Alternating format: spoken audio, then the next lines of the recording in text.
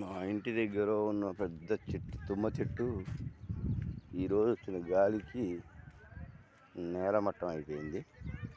చూడండి brother,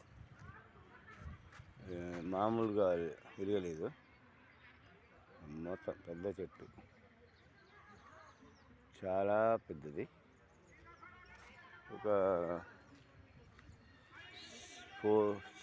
5 years నుంచి ఉంది ఇది చెట్టు. ఇంత పెద్ద చెట్టు గాలికి కూలిపోయింది. ఇంతనే గాలికి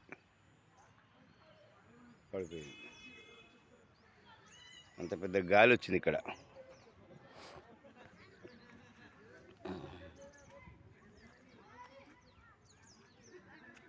మొత్తం ఏర్లతో సహా పీక్కొచ్చేసింది.